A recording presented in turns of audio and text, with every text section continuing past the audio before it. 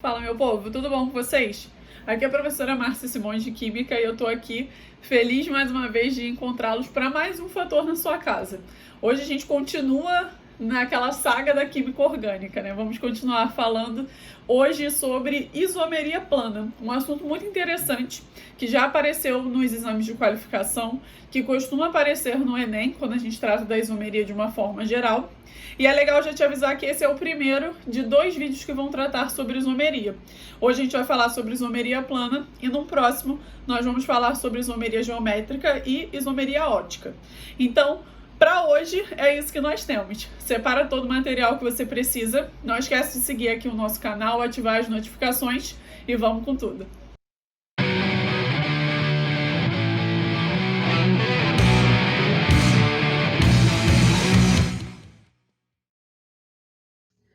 Bom, já te dei o spoiler que a história de hoje é isomeria plana, né? Então, quando a gente fala de isomeria, eu acho que é uma das áreas mais ricas que a gente tem dentro da química orgânica. São assuntos que são muito interessantes e que apresentam uma aplicação cotidiana, que é quando as coisas começam a fazer um sentido pra gente, né? Então, a história é, isomeria pode se dividir em várias partes? Pode, mas hoje a gente vai focar só na isomeria plana. Eu acho que é a forma mais tranquila da gente analisar esse tipo de característica dos compostos orgânicos, porque acaba tendo várias subdivisões. Se a gente analisar tudo, pode parecer muita coisa. Então a gente vai por partes, entende cada uma delas e aí fica um pouquinho mais tranquilo. Bom, isomeria, qual é a ideia? Vamos partir da definição. Quando a gente fala de isomeria, o que a gente está dizendo é: existem compostos que eles são bem diferentes uns dos outros. Eles apresentam características diferentes, propriedades distintas quanto ao comportamento químico e físico que eles têm. Só que, apesar de serem substâncias diferentes, de formar substâncias diferentes, esses compostos podem ter características que é o que confere a isomeria para eles. São diferentes? São, mas o que eles têm em comum? Todos eles vão apresentar a mesma fórmula molecular. Sempre que a gente falar de compostos orgânicos, isso é a parte mais importante para a gente. E o que isso significa? Apesar de terem características diferentes, dois compostos podem apresentar a mesma fórmula molecular, ou seja, a mesma quantidade de elementos participantes. Então, podem ser duas moléculas distintas, mas que têm a mesma quantidade de carbonos, de hidrogênio e outros heteroátomos que podem aparecer. Então, o foco é quando eu vou poder dizer que um composto é isômero do outro? Quando eles tiverem a mesma fórmula molecular e estruturas diferentes. Então, a ideia vai ser sempre essa. É a mesma quantidade de compostos, de elementos presentes ali, só que eles estão organizados de maneiras diferentes. E é justamente essa organização, essa estrutura diferente, que vai fazer com que esses compostos tenham essas características distintas que a gente comentou de início. Então, todos os isômeros são compostos que apresentam a mesma fórmula molecular, mas as estruturas são diferentes.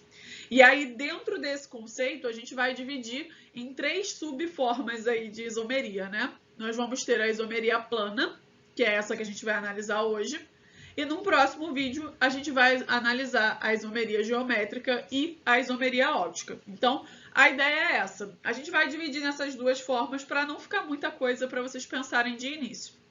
E aí, como você já pode ver nesse slide, quando a gente fala sobre isomeria plana, isso pode também estar subdividido em outros 5 estágios, né? A gente tem a isomeria de cadeia, de posição, função, compensação e tautomeria. E aí o nosso trabalho hoje é justamente esse, ver essas 5 formas aí diferentes de isomeria plana que a gente pode ter. Então, foca na letra A, que é isso que a gente quer hoje. Mas para você já ter um apanhado geral, é isso aí que nós temos. A isomeria ela se divide nesse troço todo. Você quer que a gente pode chamar de troço? Você não se ofende não, né, isomeria? Mas se divide nesse negócio aí todo. A gente tem a isomeria plana, que está subdividida nesses 5 tipos, e a estereoisomeria, que é a isomeria espacial, dividida aí em isomeria cis e trans e em isomeria óptica, que a gente vai ver numa próxima oportunidade. Então, o foco de hoje é esse grupão aí de cima. Parece muita coisa? Parece. Dá um leve medinho? Dá um leve medinho, mas vocês vão ver que é mais tranquilo do que parece. Então, vamos começar com o primeiro tipo de isomeria plana, que é a isomeria de cadeia. E aí, como o próprio nome já está dizendo, você tem que se lembrar daquelas coisas que começam a fundamentar a química orgânica. Quando a gente começa a falar de orgânica, a gente fala do carbono e da possibilidade dele formar cadeias, né? Aquela história de o carbono pode fazer 4 ligações, e isso dá uma potencialidade enorme para ele de se organizar com vários outros elementos, entre eles outros átomos de carbono, né? Então a gente vai formar uma cadeia. Vários átomos de carbono vão estar aí interligados, né? E quando a gente fala dos isômeros de cadeia, a gente vai ver como a definição da isomeria faz com que todos eles tenham a mesma fórmula molecular. Só que a cadeia que um composto apresenta vai ser diferente da do outro. Ou seja, a gente pode ter, como no primeiro caso, uma cadeia que é normal comparada a um composto que tem uma cadeia ramificada. Então, repara que a diferença entre esse composto 1 e esse composto 2 é basicamente a forma que a cadeia apresenta. Porque, olha só, vamos analisar o butano primeiro. Vou tirar da fórmula em bastão e botar na fórmula estrutural, que eu acho que fica mais fácil de você visualizar. Repara que a gente tem 1, 2, 3, 4 carbonos. Então, 1, 2, 3, 4 carbonos. E aí nós vamos completar as 4 ligações com hidrogênios, né? Sempre aquela história de que o carbono é tetravalente e as ligações que não estão expostas na fórmula em bastão estão aí subentendidas que são feitas com átomos de hidrogênio, né? Então, o que nós temos é isso aí. O butano é esse cara. E se você reparar, ele tem 4 carbonos e vamos contar os hidrogênios também. 3, 4, 5, 6, 7, 8, 9, 10. Então, esse cara tem 10 hidrogênios e essa é a fórmula molecular do butano. É um composto de cadeia aberta, não ramificada. Agora, vamos olhar para quem está sendo comparado ali, que é o metilpropano. Quando a gente compara o metilpropano, a primeira coisa que você vai ver, ele também tem 4 átomos de carbono. Só que agora a cadeia é ramificada. No segundo carbono tem uma ramificação. Vou colocar lá para baixo só para não confundir com o que está lá em cima. E aí vamos também organizar as 4 ligações com hidrogênio, né? As ligações que estão faltando. Então, quando você chegar ao final da estrutura plana, você vai conseguir contar que esse cara tem 4 átomos de carbono da mesma forma e os hidrogênios 3, 4, 5, 6, 7, 8, 9, 10 da mesma forma. E vê se não é exatamente aquilo que a gente ia falando. A fórmula que esses compostos apresentam, a fórmula molecular é a mesma. Só que a estrutura deles é diferente. Por quê? Porque um tem cadeia normal e o outro tem cadeia ramificada.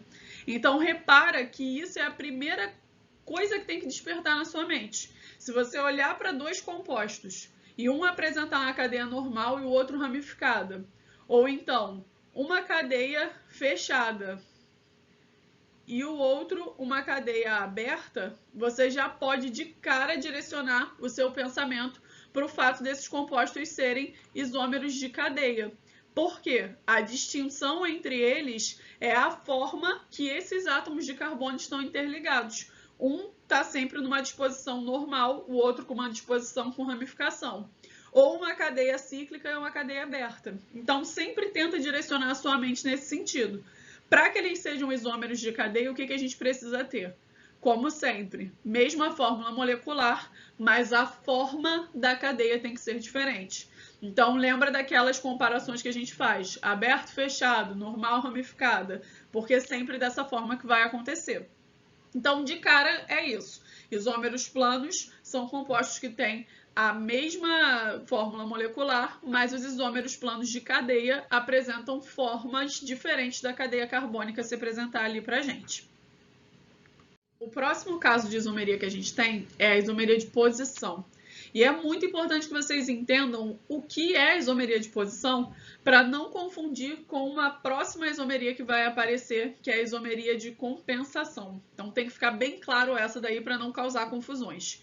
Quando a gente fala isomeria de posição, isso já meio que te dá um direcionamento, né? Você já pensa, pô, algum posicionamento diferente vai ter aí, né? A ideia é, o que pode estar diferente aí aparecendo para nós? Primeira coisa, olha no primeiro par de compostos que está aparecendo ali. A gente chama o primeiro de pente 1-eno e o segundo pente 2-eno. O que essa numeração indica para a gente? Quando a gente fala do pente 1-eno, o que a gente está dizendo é que a ligação dupla ela está do primeiro para o segundo carbono. Logo no primeiro carbono da cadeia aparece essa ligação dupla, essa insaturação. Só que quando a gente fala do pente 2-eno, o que acontece? Repara-se agora a insaturação não está do segundo para o terceiro carbono. A posição da ligação dupla ela vai ter sido alterada na cadeia. Essa é a primeira coisa que pode mudar quando a gente estiver falando de isômeros de posição. A posição da insaturação, ou seja, a dupla ou a tripla ligação podem estar em lugares diferentes da tua cadeia carbônica. No nosso caso, no primeiro composto estava logo no primeiro carbono e no segundo já estava no segundo carbono da cadeia. Então, quando a gente falar de isomeria de posição, é isso que a gente está querendo dizer. São compostos que têm a mesma fórmula molecular, já que são isômeros, né? Só que alguma diferenciação na cadeia está numa posição diferente. Pode ser uma ligação dupla, como nesse primeiro caso, ou, por exemplo, um grupo funcional, como no segundo.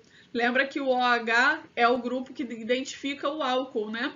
Então, quando apareceu essa hidroxila no primeiro carbono, daí a numeração que está ali embaixo, e ela passa para o segundo carbono na cadeia, no outro composto, a gente já repara que são compostos isômeros de posição, porque o grupo funcional está em locais diferentes da tua cadeia carbônica. Então, primeira coisa que mudou, posição da ligação dupla ou da ligação tripla. E segunda coisa, localização do grupo funcional.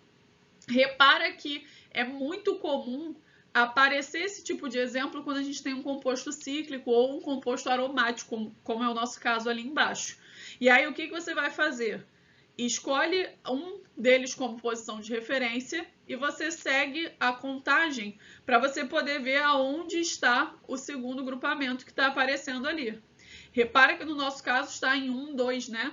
Que é a posição orto, aquela primeira posição que a gente vê na nomenclatura do benzeno, né? Dos compostos derivados do benzeno. Quando a gente passa para o segundo, de novo, escolhe um como referência e repara que no outro caso já está numa posição diferente, que nesse caso é a 3. Então, o 1, 3, que é a nossa posição meta, a diferença do primeiro composto para o segundo é somente a posição em que esse cloro está localizado na cadeia, né? No primeiro caso, em carbonos vicinais, bem pertinho um do outro, né? E no segundo composto, eles já estão com uma alternância, né? Cloro, sem cloro, e aí o cloro aparece de novo. Então, repara que, de novo, é o posicionamento do cloro ali na cadeia carbônica que está fazendo com que a gente identifique esses dois compostos como isômeros de posição.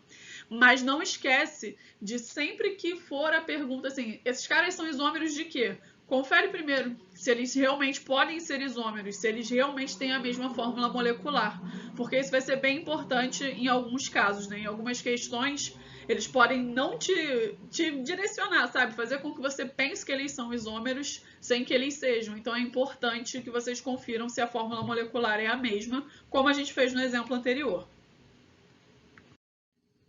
Além de isomeria de cadeia, isomeria de posição, nós temos a isomeria de função. E essa daqui, ela é ótima para quem é bom de memória. Se tu tem uma memória boa, você consegue de cara se lembrar quais são os isômeros de função que são possíveis, né? E é muito interessante porque o nome, nesse caso, é extremamente explicativo, né? A gente tem isômeros de função. O que seriam esses isômeros? Compostos que têm a mesma fórmula molecular, mas que pertencem a funções orgânicas diferentes. Então, quando que você já vai pensar que pode ser isomeria de função? Quando os dois compostos comparados não pertencerem ao mesmo grupo funcional. Então, olhou, repara primeiro. OH é característica de álcool. Quando você coloca o segundo, tem um oxigênio entre átomos de carbono. Isso já caracteriza um éter.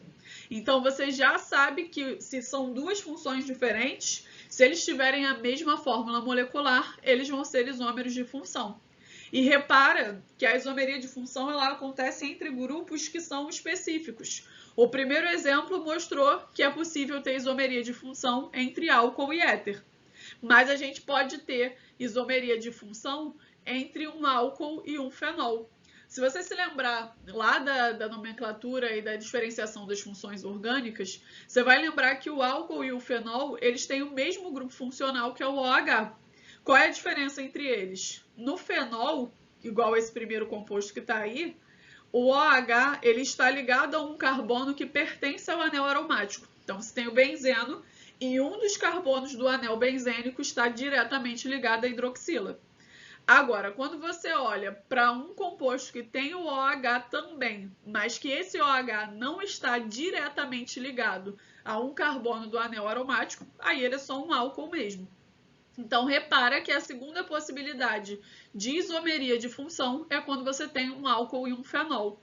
Se você se lembrar, um jeito fácil de você não errar a isomeria de função. Sabe aquelas funções que a gente, na hora de identificar, a gente confunde? Álcool e fenol, aldeído, cetona, ácido carboxílico e éster. É aí que elas aparecem. Aquela confusão de antes acontece porque, de fato, são grupamentos muito semelhantes. Então, aquela semelhança de antes agora se explica na isomeria. Aquelas funções como o ácido carboxílico e o éster, no nosso último exemplo. Ácido carboxílico desse lado, éster do outro.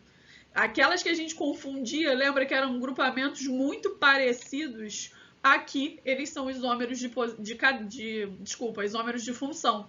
Então, é sempre ficar muito atento, porque são sempre esses pares que estão aparecendo ali. Quando você vai considerar a isomeria de função? Primeiro, funções diferentes. E se você estiver comparando um álcool e um éter, um álcool e um fenol, ácido carboxílico e éster, e esse último caso aqui, aldeídos e cetonas, caso mais recorrente de todos, porque lembra que a diferença é que a dupla O nos aldeídos, carbono dupla O, ela está sempre num carbono da extremidade, né, no final da cadeia. E enquanto as cetonas, a dupla O também aparece, mas é no meio do caminho, né? Então você pode ter, por exemplo, uma dupla O no final, caracterizando um aldeído, e você pode ter uma dupla O no meio, caracterizando uma cetona, né? Então você repara que o grupo funcional é o mesmo e a posição é diferente, e é muito importante que a gente fale sobre isso nesse momento, porque existem muitos alunos que confundem o aldeído e a cetona como isômeros de posição, porque de fato a gente costuma falar, a dupla O no carbono, no aldeído está na extremidade e na cetona em qualquer carbono menos os da ponta. Então vocês podem acabar pensando que mudou a posição da dupla O, mas não é isso, porque repara que essa mudança na posição ela implica diretamente numa mudança de função orgânica, que é extremamente mais representativo para as características que esse composto tem do que simplesmente uma mudança de posição. Como assim? Se você tem, por exemplo, uma cetona que a dupla está no terceiro carbono, e você tem uma cetona que a dupla está no segundo carbono, isso é uma posição que mudou. A gente manteve a função e a posição da dupla O foi diferente. Agora, se essa mudança na dupla O gerar para você um composto pertencente a uma função orgânica diferente, isso é muito mais determinante para essas características do composto. Então, esquece isomeria de posição e foca na isomeria de função. Isso é a única coisa que dá para confundir aqui nesse momento, né? Tomem sempre cuidado com a aldeído e a cetona, porque eles são um exemplo clássico extremamente recorrente de compostos que são isômeros de função e não de posição. Próximo caso. E aí você lembra que há um tempo atrás eu falei assim, tem que aprender de boa isomeria de posição para tu não confundir com isomeria de compensação? Porque se você olhar, de cara você pode achar que realmente a posição mudou, né? Aqui a gente tem, então, estamos comparando dois éteres, né? Então são dois compostos que pertencem à mesma função, sempre desse jeito. Só que a gente encontra o oxigênio no segundo carbono, e se a gente contar daqui, agora ele já vai estar no terceiro. Então você pode pensar, caraca, mudou a posição do oxigênio, esses caras são isômeros de posição. Só que não. Na verdade, por que eles não são isômeros de posição? Porque se você reparar, tanto no primeiro quanto no segundo exemplo, o que está mudando de lugar é esse oxigênio ou esse grupo amino aqui, esse NH, nesse caso na amina secundária, né? E aí é interessante você ver o quê? quando a gente tem a mudança na posição de um heteroátomo, de um elemento diferente de carbono e oxigênio, mas que está dentro da cadeia carbônica, você repara que ele faz parte dessa continuação, tanto o oxigênio quanto o NH. Eles estão ali presentes no interior da cadeia carbônica, para se dizer assim, né? Então, repara que tem que ser um heteroátomo, tem que ser um elemento distinto que está dentro da cadeia carbônica, mudando de posição, para que você considere esses compostos como isômeros de compensação. Eu acredito que esse daqui seja o exemplo que dá mais dificuldade, porque às vezes a gente fica assim, ué, mas por que não é isômero de posição? Pensa que é um tipo específico para classificação quando existe um heteroátomo. E aí, de novo, repara que isomeria ela tem link com muitas outras partes de química orgânica. Por exemplo, a parte da classificação das cadeias carbônicas, como a gente já tinha comentado no início. Aquilo que antes fazia a gente classificar uma cadeia carbônica como heterogênea, ou seja, a presença de um heteroátomo, é o que está sendo considerado aqui nesse caso. Tem um heteroátomo na sua cadeia? Ok. Se eles estão em posições diferentes, eles vão ser isômeros de compensação. Ou metâmeros, né? A gente pode falar que essa isomeria também é chamada de metameria. Então, fica muito atento que é específico para quando tiver um heteroátomo. Então, é muito comum esse tipo de isomeria acontecer com éter, como a gente está vendo no primeiro composto, e também com aminas, como a gente está vendo no segundo, mas principalmente aminas secundárias e terciárias, né? É mais comum para esse tipo de compostos aí. Então, fica só muito atento para não confundir com a isomeria de posição, né? Que é a que dá mais trabalho, eu acho que é essa daí. Por último, isomeria dinâmica ou tautomeria. Costumamos chamar bem mais por tautomeria, mas eu gosto da ideia de chamar de isomeria dinâmica, porque, eu não sei, acho que é porque eu tenho muita dificuldade em decorar certas coisas, então tudo que me ajuda a estabelecer um raciocínio na minha mente eu acho que facilita. Porque quando a gente fala de isomeria dinâmica, essa história do dinamismo aí, ela ajuda muito a gente entender o que está acontecendo.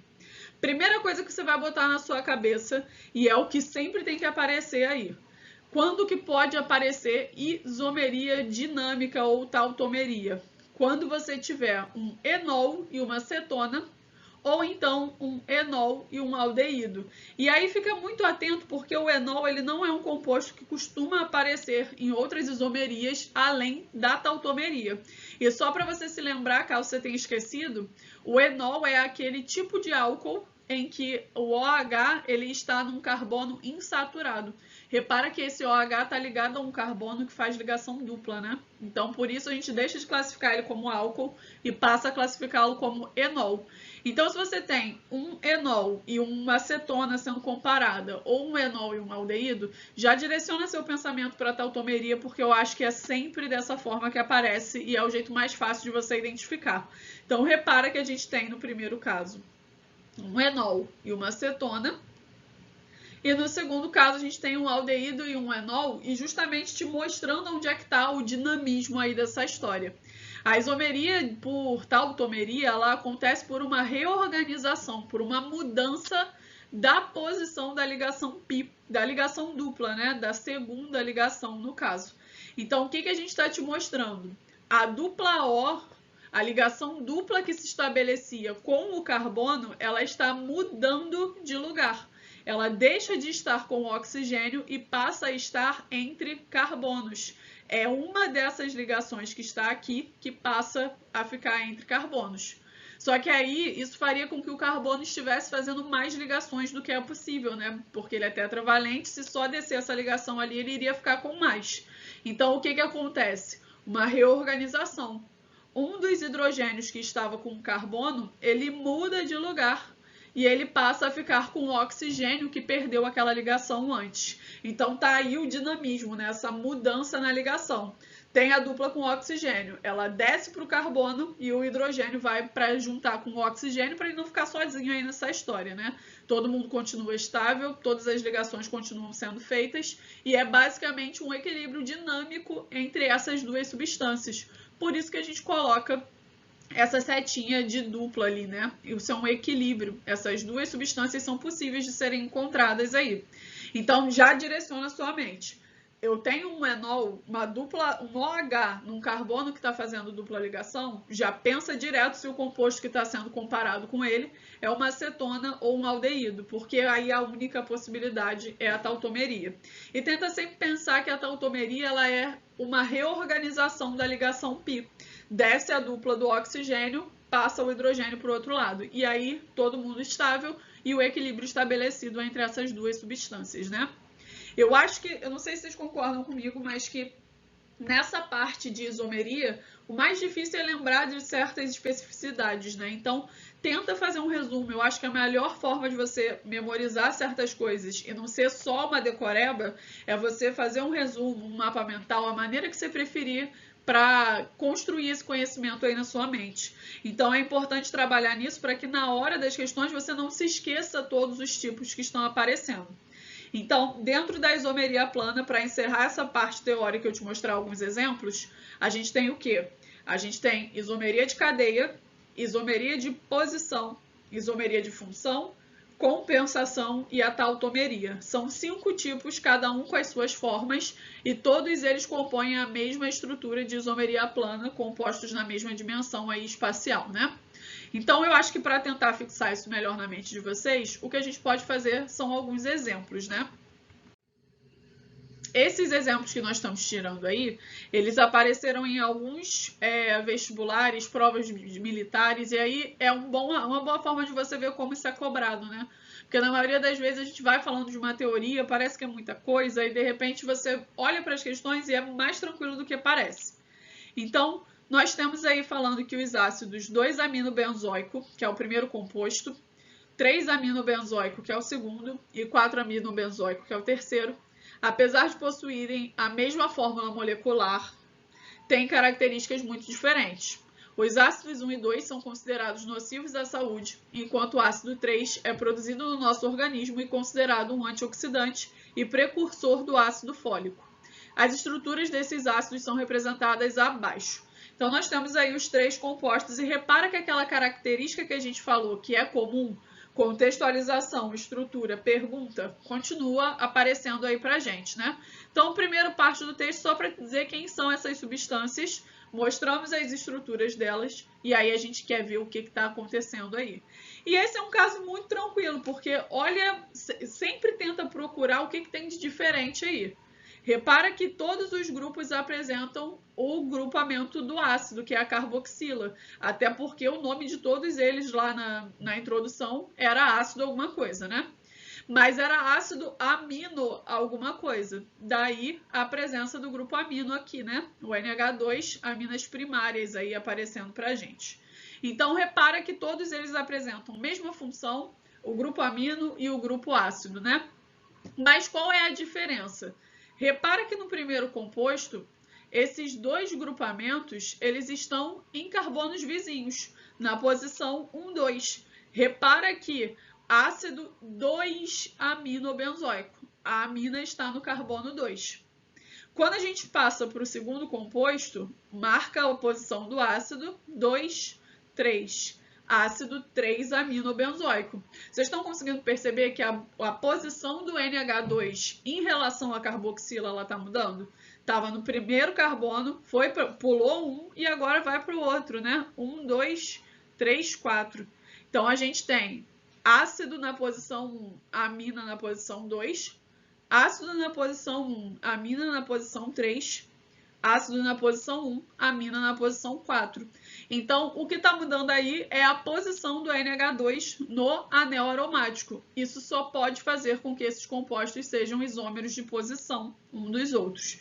Então, lembra que a gente falou, pertencem todos à mesma função, só que a posição do grupamento do grupo funcional é diferente, né? Em cada uma das cadeias que estão aparecendo ali pra gente.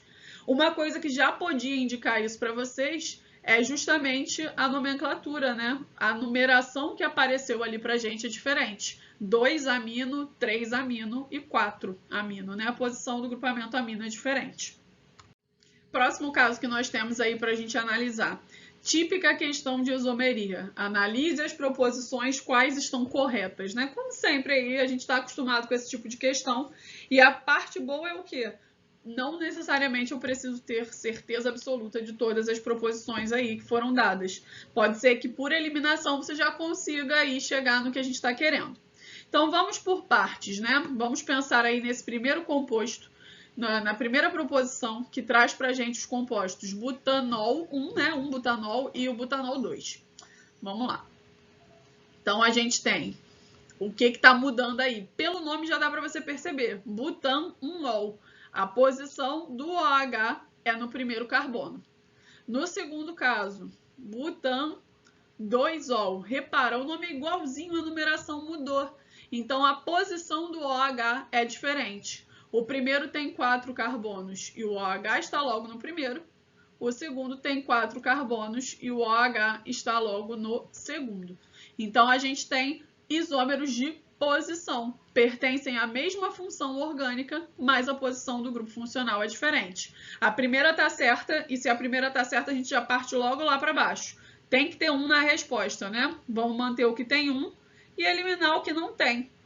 Para nossa sorte, agora só faltam 3 questões. Letra A, letra B e letra D. E vocês perceberam que a 2 está presente em todas elas? Tem 2 na A, tem 2 na B e na D também. Então, tu nem precisa analisar que a 2 vai estar certa. Vamos agora ver o que? O que mais tem certo? Ou a 3 está certa ou a 4 está certa. É um tipo de questão que é bem feita, porque a gente, mesmo conseguindo eliminar a segunda, a gente vai ter que analisar o 3 e o 4, né? Não tem muito escapatória aí nesse caso. Vamos ver o 2. Os compostos propanal e propanona. Eles apresentam isomeria de compensação. E aí, lembra que eu falei para vocês que eles adoram fazer isso? Propanal. Esse cara é um aldeído.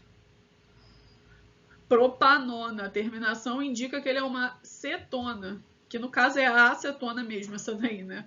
Mas repara que é assim. Beleza, dupla O na ponta, dupla O no meio. Mas não é a posição que está mudando. Eles não são heteroátomos, porque o oxigênio não é parte, ele não está entre esses átomos de carbono.